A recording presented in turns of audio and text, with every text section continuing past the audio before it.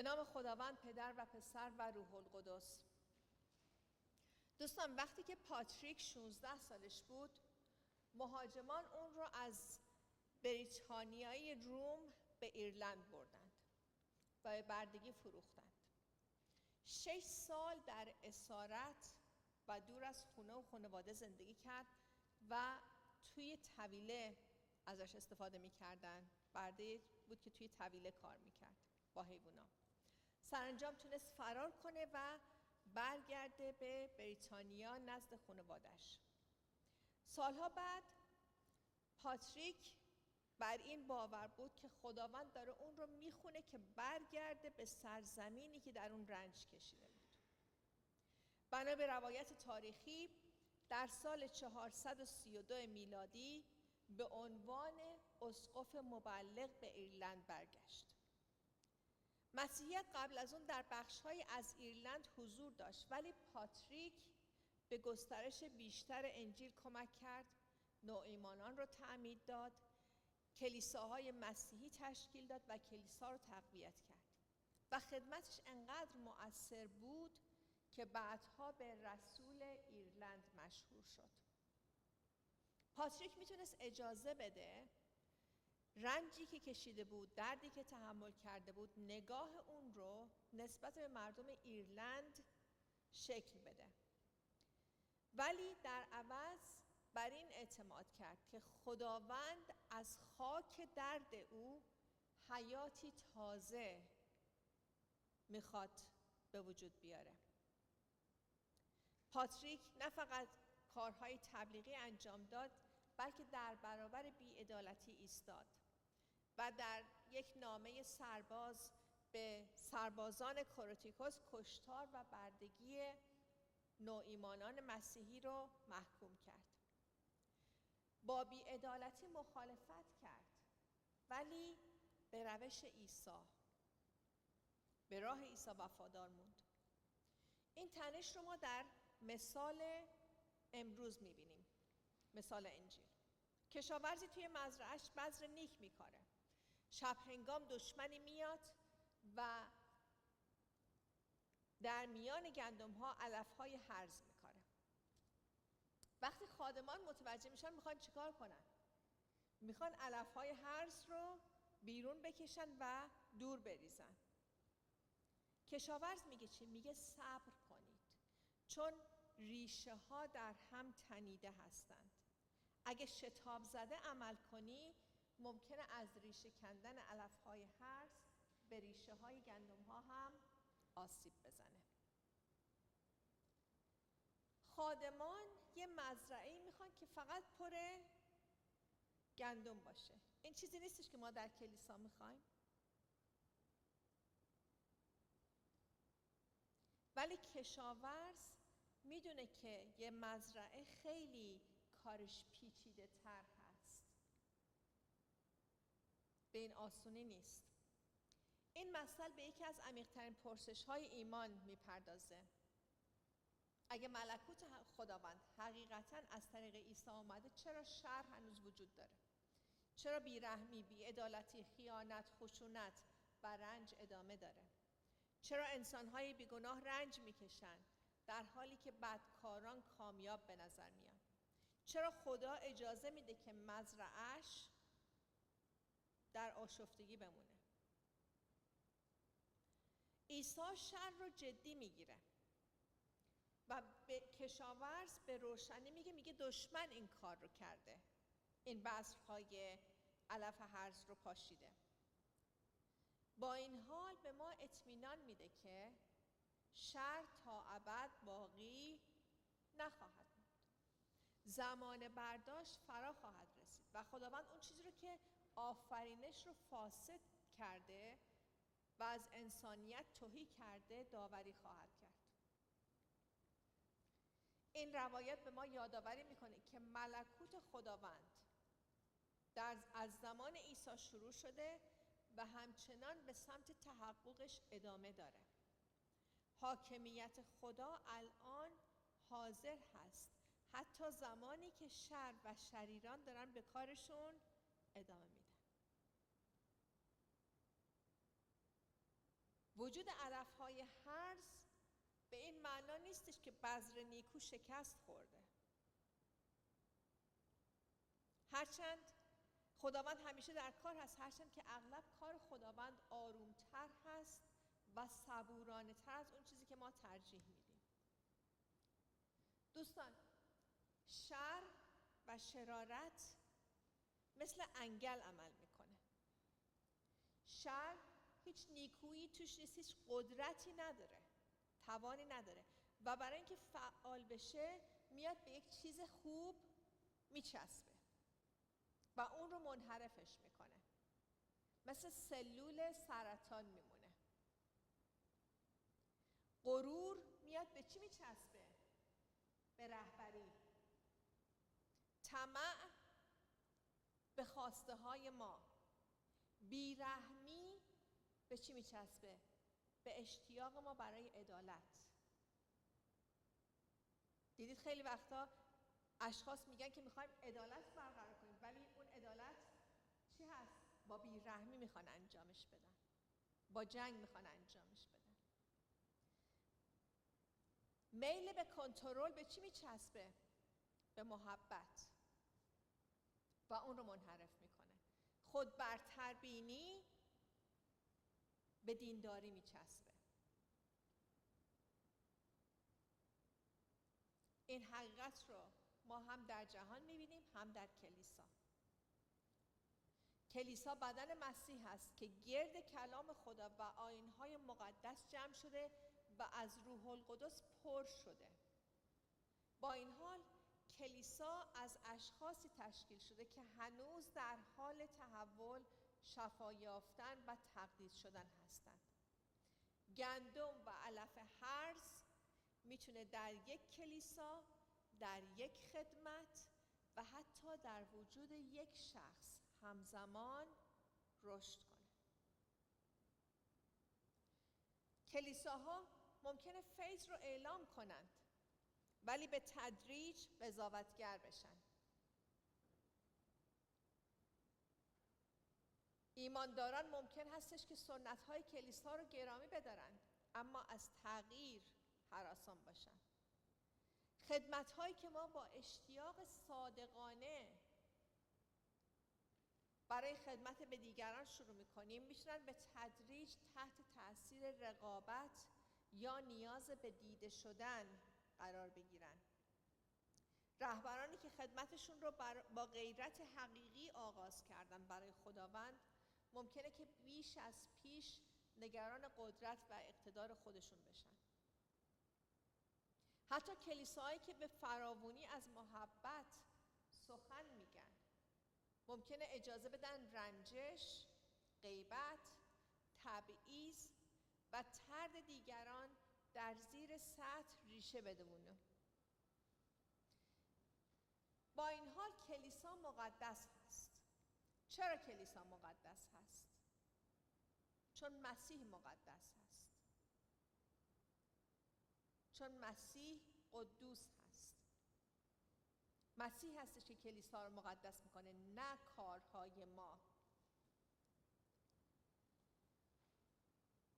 و کلیسا به خاطر همین همواره نیاز داره که توبه کنه. به خاطر همین هست دوستان که رسوایی در کلیساها دردهای عمیقی رو ایجاد میکنه. ما انتظار داریم مسیحیان بازتاب دهنده عیسی باشند، ولی وقتی که با دورویی، سوء استفاده ها، تفرقه ها یا منفعت طلبی روبرو میشیم، ایمان ما ممکنه متزلزل بشه. و این مسئله به ما کمک میکنه میان شکست های خودمون، شکست های خادمان مسیح و وفاداری مسیح تفاوت بگذاریم. ممکن هستش که یک مسیحی شکست بخوره در یک زمینه، ولی کی وفادار میمونه؟ مسیح. گناه ممکنه کلیسا رو زخمی کنه ولی انجیل حقیقت و قدرت خودش رو از دست نمیده.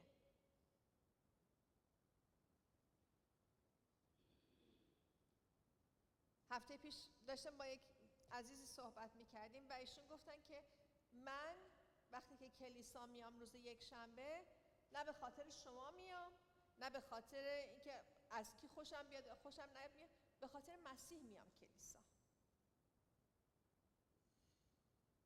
مهم نیستش که اشخاص چطور هستن، خوب و بد در کنار هم هستن.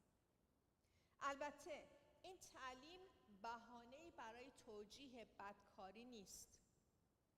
عبارت بگذارید هر دو با هم رشد کنن معنیش این نیستش که کلیسا باید سوء استفاده رو نادیده بگیره یا تخلفات رو پنهان کنه یا از رهبران آسیبزا محافظت کنه. افراد آسیب پذیر باید محافظت بشن.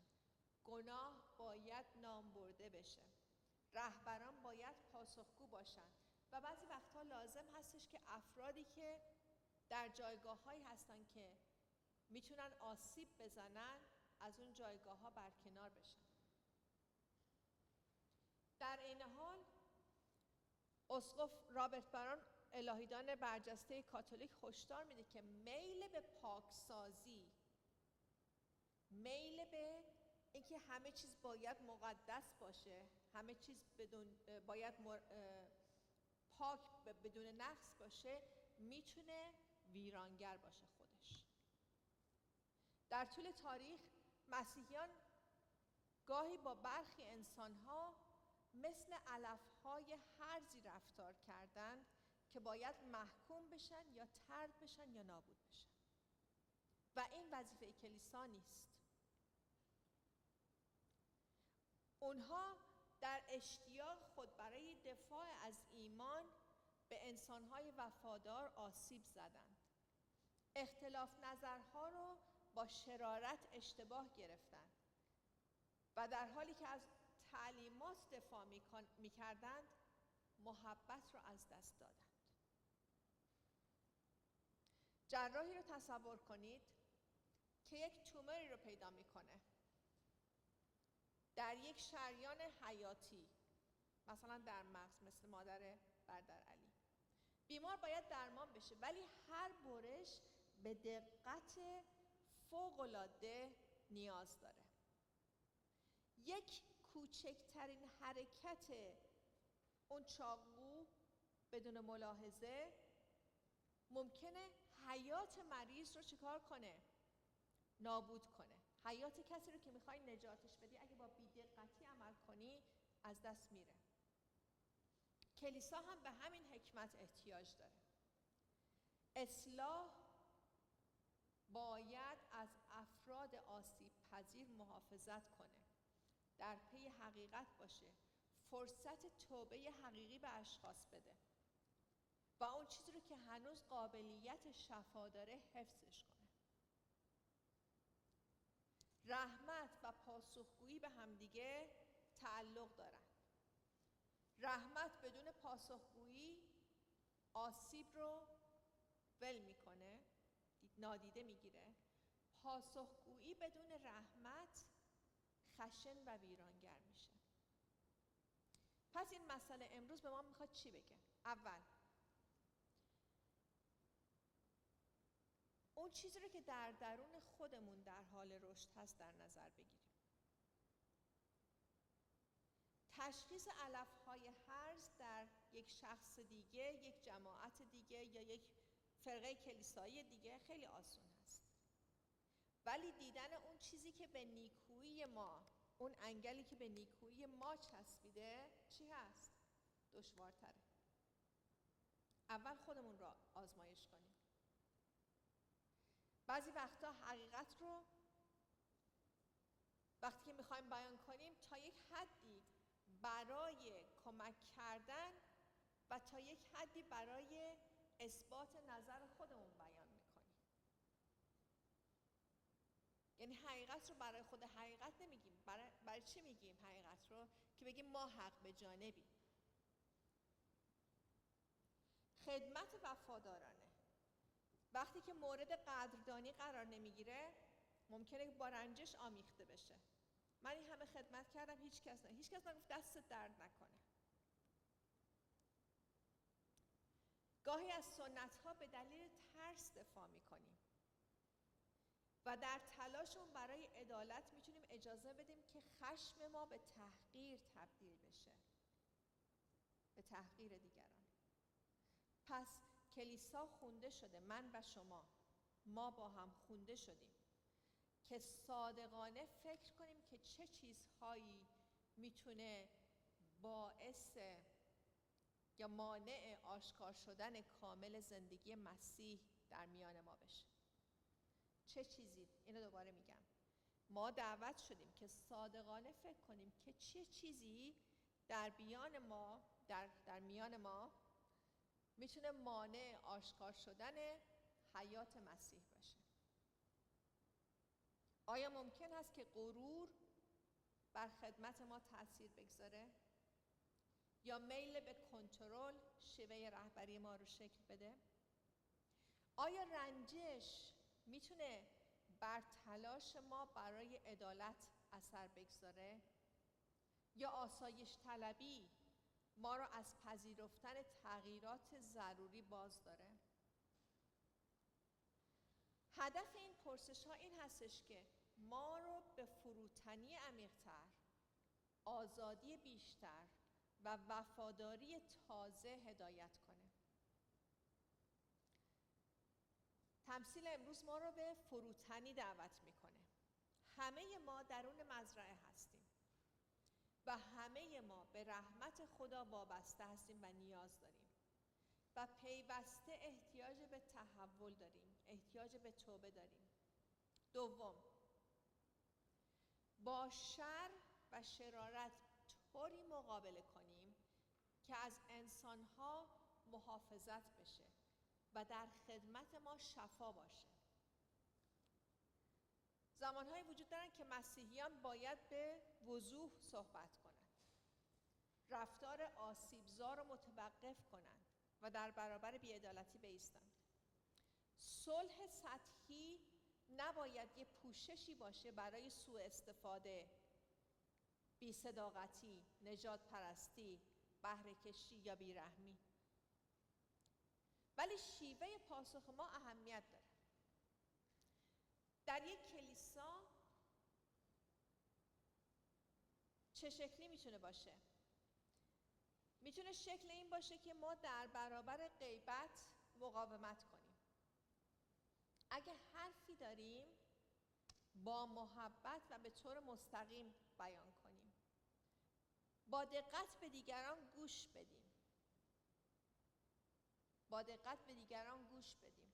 خیلی وقتها ما گوش نمیدیم، فقط داریم چیکار میکنیم؟ فقط داریم حرف میزنیم. و تشخیص بدیم تفاوت بین کسی که یک مسئله براش دشوار هست ولی میخواد بهبود پیدا کنه و کسی که آگاهانه میخواد به دیگران ضربه بزنه. دو تا چیز مختلفه.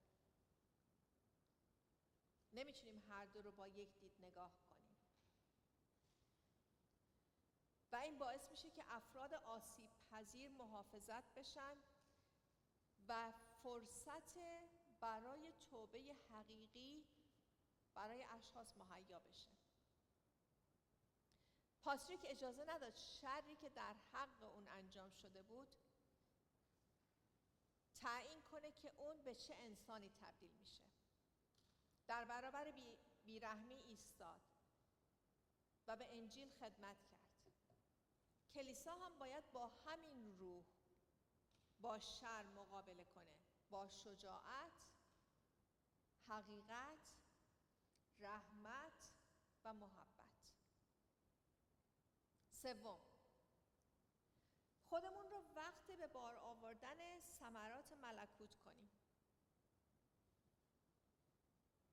خادمانی که توی این تمثیل شنیدیم امروز توجهشون معطوف چی بود؟ معطوف علف‌های هرز بود. ولی کشاورز داشت در مورد چی صحبت میکرد؟ در مورد محصول.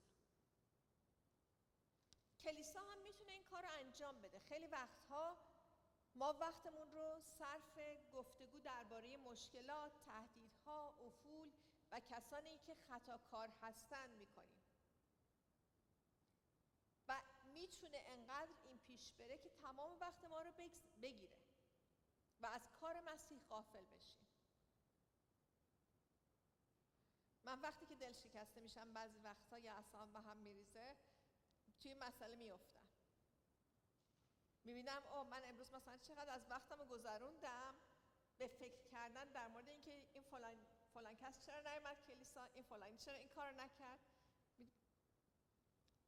این وقت چی کار میکنه؟ این وقتی که من میگذرونم توی این افکار وقت منو میگیره، انرژی منو میگیره، باعث میشه که اون زمان و انرژی من محدود بشه برای انجام کار مسیح.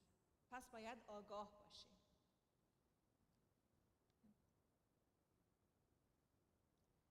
عیسی کلیسا رو فرا میخونه که ثمر آشکار به بار بیاره، که دیده بشه. جایی که نفرت حاکم هست ما باید عاملان آشتی باشیم. هر جا تنهایی وجود داره ما باید برای شکل‌گیری یک جامعه صمیمی تلاش کنیم. وقتی سردرگمی، آشفتگی میبینیم ما خونده شدیم که در اونجا حقیقت رو با محبت بیان کنیم. وقتی که گرسنگی میبینیم ما خونده شدیم که خوراک فراهم کنیم برای دیگران. وقتی که رنج میبینیم ما خونده شدیم که وفادارانه در کنار انسانها بمونیم. کسانی که طرد شده هستند باید در میان ما ازشون استقبال بشه. افرادی که زیر بار شرم، فقر، گناه یا ناامیدی قرار دارند باید امید نجات بخش مسیح رو از ما بشنوند و توی رفتار و برخورد ما تجربه کنند. دوستان، کلیسا زمانی اعتبار داره که اعتراف ما به مسیح صادقانه باشه، در عمل باشه، توبه ما حقیقی باشه، ما در آشتی و صلح با دیگران زندگی کنیم، خدمت ما مشخص باشه و ثمرات آشکار به بار بیاریم. کلیسای سالم کلیسایی هست، جماعتی هستش که در اون حقیقت رو میشه بیان کرد، ضعف‌ها رو میشه پذیرفت، میشه بخشش طلبید و حیات تازه در اون شروع میشه. همیشه دشمن ممکنه علفهای هرز بکاره ولی مزرعه به کی تعلق داره؟ به مسیح. کشاورز محصول خودش رو رها نکرده. عیسی در پایان این مثل وعده میده که عادلان در ملکوت پدر خود همچون خورشید خواهند درخشید. رسوایی، تفرقه، دورویی و شکست حرف آخر رو نخواهند زد. مسیح ملکوت خودش رو به کمال میرسونه. تا اون زمان کلیسا در بین کاشت و برداشت زندگی میکنه و تلاش میکنه که بدون از دست دادن شخصیت عیسی و روش عیسی در برابر شر بایسته. پاسخگویی ما باید با رحمت، تقدس ما با فروتنی و اعتراف صادقانه ما با اعتماد استوار به مسیح شکل بگیره. همون مسیحی که حتی وقتی کلیسا کوتاهی میکنه همچنان وفادار میمونه. پاتریک مقدس حدود سال 432 میلادی به عنوان یک اسقف مبلغ به سرزمینی برگشت که در اون زجر کشیده بود، ولی اعتماد داشت که خدا میتونه از اون مزرعه آکنده از درد، از علفهای هرز، حیات نو به وجود بیاره. دعا میکنم که ما نیز همین ایمان رو داشته باشیم، ایمان به این که ملکوت در میان ما در حال رشد هست. مسیح کلیسای خودش رو رها نکرده، شر پیروز نمیشه و خداوند محصول همچنان مشغول کار هست. دعا میکنم که ما در مسیح ریشه دار بمونیم و ثمرات ملکوت رو به بار بیاریم و برای مسیح بدرخشیم.